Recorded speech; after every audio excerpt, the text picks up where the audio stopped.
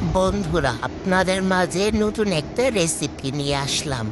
গ্রাম বাংলার রেসিপি, খুবই সুস্বাদু একটা রেসিপি।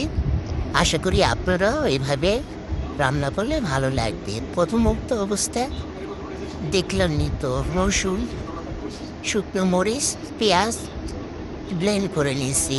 তারপর সুন্দর করে কলা পাতাটা টিন করে কলা পাতার উপরে সরিষার তেল ভালোভাবে মেখে নিচ্ছি।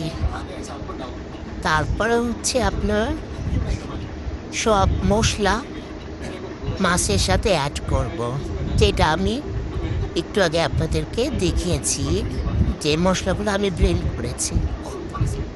সব মশলা সুন্দর করে ভালো করে পানি মাছের উপরে দিয়ে দিলাম।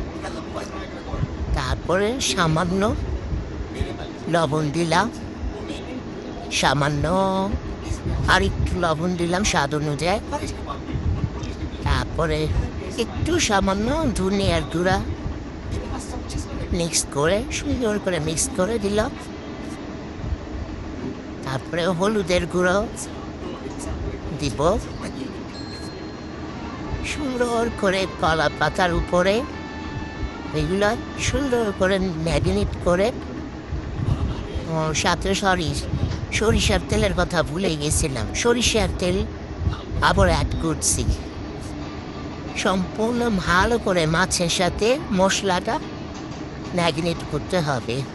তারপরে সুন্দর করে দেখুন আমি কীভাবে কলা পাতার উপরে মশলাগুলো বিছিয়ে দিচ্ছি মাছের উপরে। এক এক করে আমি 3টা মাছ দিয়ে দিলাম। মাছগুলো অবশ্যই অনেক বড় ছিল, হয়তো এভাবে ক্যামেরাতে দেখা যাচ্ছে না, তো মাশাআল্লাহ মাছ 3টা বড় ছিল। তার সাথে আছে কুচি করে আলু কাটা। এই আলু ভাজাটা মাছটা খেতে যতটা না সুস্বাদু লাগবে, তার চেয়েও বেশি সুস্বাদু লাগে এই আলু ভাজাটা খেতে। সব মশলার সাথে সামান্য আর একটু লবণ অ্যাড করলাম, যেহেতু আমি আবার নতুন করে আলু কুচিগুলো দিচ্ছি, সেজন্য আরেকটু লবণ অ্যাড করলাম মশলার সাথে। সম্পূর্ণ মশলার সাথে আমি এগুলো ভালো করে মেখে নিচ্ছি। মেখে নিয়ে দেখেন আমি একটু একটু করে মাছের চারপাশে এগুলো বিছিয়ে দিচ্ছি, যেন মাছটার সাথে সাথে এই আলু কুচিগুলো সুন্দরভাবে ফ্রাই হয়ে যায়। এটা আমি সম্পূর্ণই আপনার ইলেকট্রিক চুলো দিয়ে ঘরে তৈরি করে দেখাবো। এটা মাটির চুলা হলে সম্ভবত আরও বেশি ভালো লাগতো। রেসিপিটা মাটির চুলাই তৈরি করলে আর বেশি মজা লাগতো। তা কী করব, আমরা তো ঢাকা শহরে মাটির চুলা পাই না, তাই ইলেকট্রিক চুলায় এখন আমাদের সম্বল, সেটা দিয়ে জ্বালিয়ে নিতে হবে, যা বলে আর কি।